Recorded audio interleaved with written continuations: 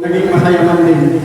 At nagpapasalamat ako sa lahat ng mga member at mga coordinator na nakipag-participate.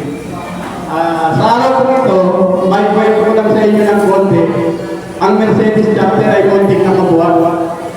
Kasi yung aming mga may mother unit kasi kami Tota, Mercy Tota.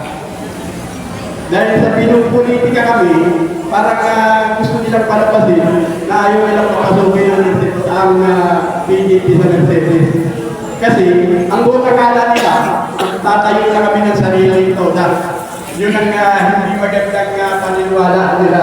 Kaya gusto nilang sipakin kami lahat doon.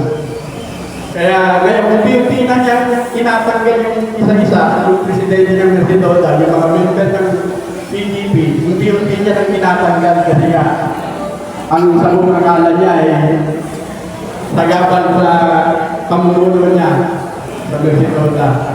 Pero hindi yun ang dahilan namin. Ang dahilan ko sa kanya, kaya kami nagtatanggal ng Mercy Tota. Dahil nationwide, malaking bagay ito kung saan na tayo magpunta. Pwede tayong alalayan o tulungan ng ating mga kagrupo kung saan na tayo maganda.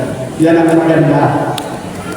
At isa pa, kaya binuko ko ito dahil ayoko rin na mawala yung chapter ng Mercedes kasi inumpisa na namin yan eh. Kaya gusto ko rin ituloy-tuloy na ito bagamat kukunti na lang kami dati kasi ang miyembro namin ay umabot sa 112. Ay ngayon yun. Ang bilang namin ngayon siguro nasa dahil sa eleksyon lang. Ang acting siguro ngayon nasa 30 na lang. O 30 na higit. Kasi nga dahil sa politika. Para sa eleksyon. Kasi pinagbawalan ng aming presidente sa Mercy Tota. Sana, ang ano ko lang sana sa mga kasama ko, huwag lang tayo bibitaw. Mercedes, huwag tayo bibitaw. Eleksyon natin ito. Okay! Dadami na tayo. Pag napatunayan natin na Tama. talagang may silbi ang PDP sa buong Camarines Norte.